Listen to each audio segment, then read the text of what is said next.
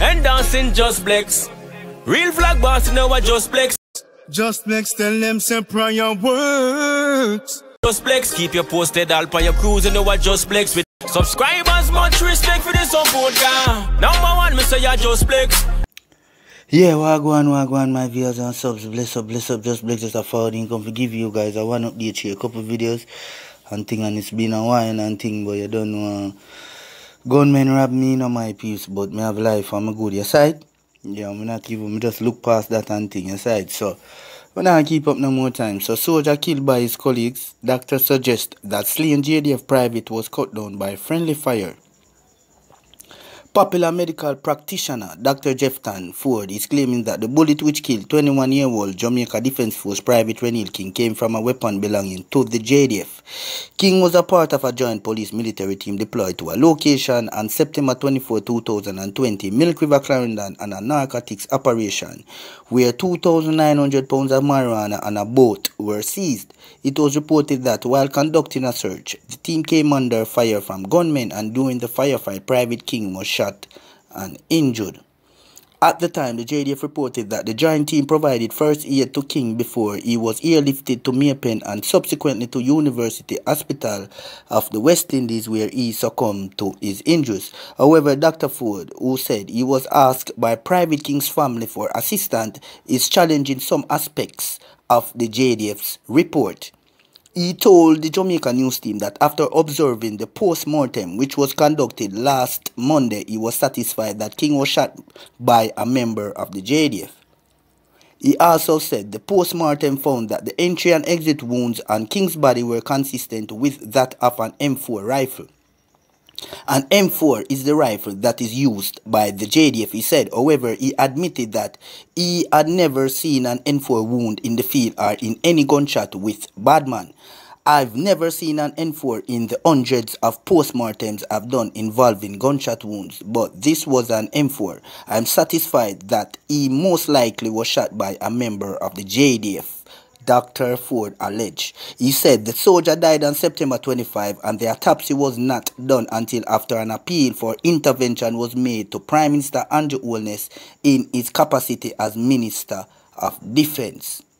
According to Dr. Ford, following a series of letters between UHWI himself and Holness, the hospital took a decision that only its doctors would be allowed in the post-mortem room.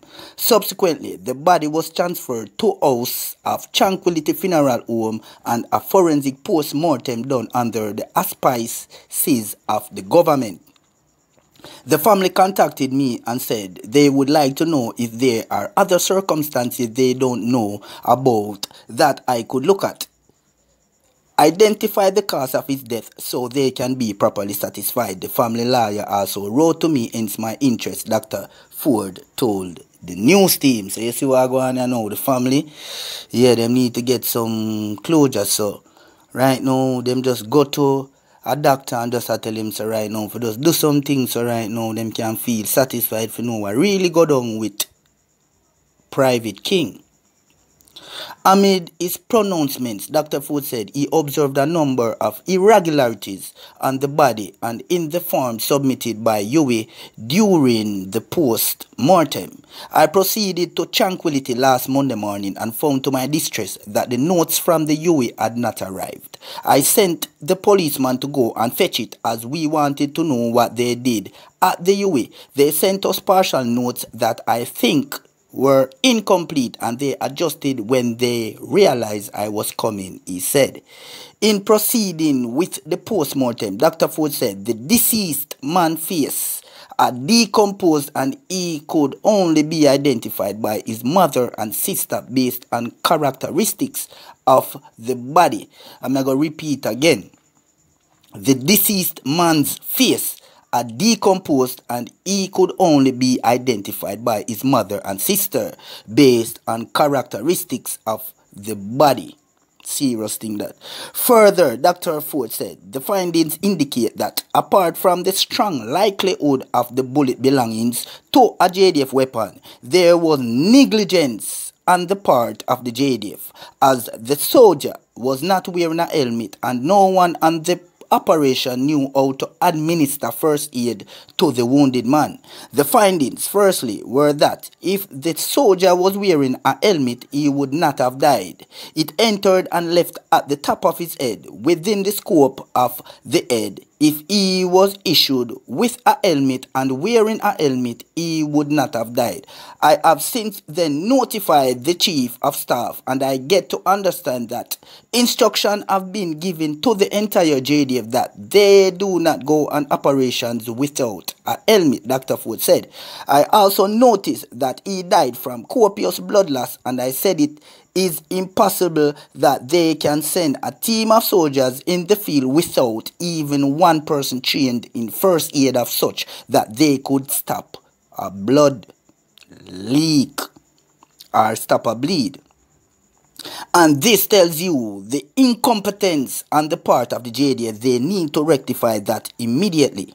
He also claimed that the post-mortem suggested there was no effort made at the UHWI to resuscitate King, and it seems an assumption of inevitable death was made because of the entry and exit head wounds. The doctor and I scraped his arm. We literally rubbed off his arms to identify, and IV chase that could prove they made an attempt to resuscitate him and save his life. We did not see any, and I'm writing the university hospital about that, which was negligent on their part. There was no puncture wound to show IV or blood infusion of all the extensive photographs we have. We did not see at any point where an attempt was made to resuscitate the soldier, Dr. Ford said.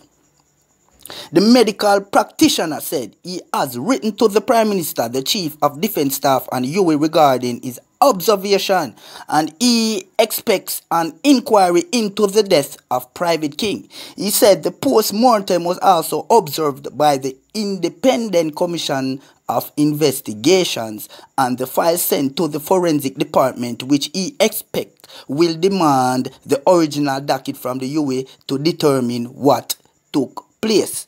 Describing the findings as heart-wrenching, Ford said, based on conversations with Private King's family, it was his dream to become a soldier, and his untimely death, compounded with what he observed in the post-mortem, had saddened immediate family members.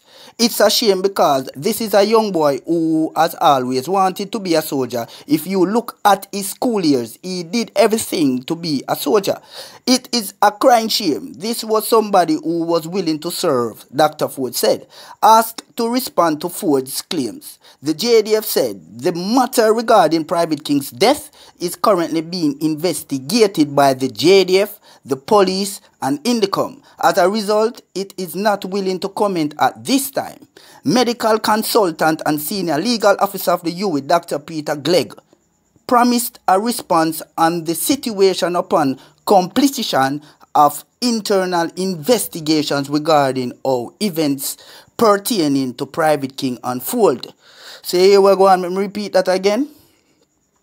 Dr. Peter Glegg promised to respond on the situation upon completion of internal investigations regarding how events pertaining to Private Kings unfold.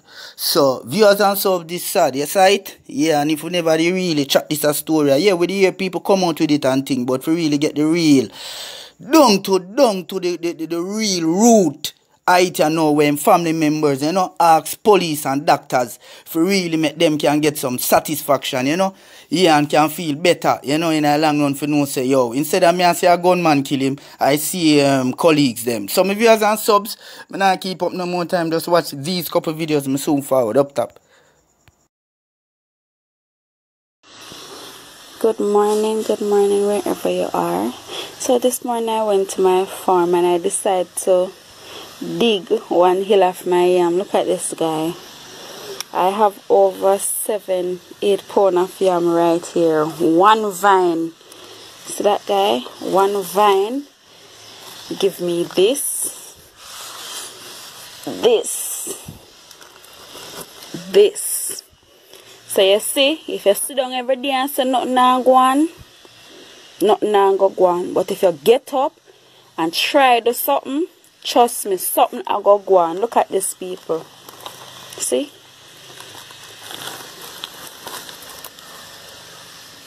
One hill I am. And the Bible tells us, by the sweat of your brow you shall eat bread. So listen me. When you stop saying nothing and go on and get up and go do something, nobody make something do no. Because at the end of the day, if you don't sit down every day and say nothing and go on and call long stress for yourself, it will happen, you know. But if you get up and do something, at the end of the day, you will have something, whether you want to sell it, give away a piece, or something. So I encourage you today, people. Stop saying nothing and go on. And sit down and rub out some on the hand miggle and hitch up a bar and hitch up a roadside. Now get up and do something. Get up and do something. Nobody make nothing do no. So the time sometimes I take a beg some people some things and make them a disrespect or no. Try to do something now. I swear. Now get up and do something. Hey, God bless you this morning. How are you? You're almost there. Yes, you're almost out. What am I talking about? Psalms 46 and verse 10. It said, be still and know that I am God. I know that all odds are stacked up against you.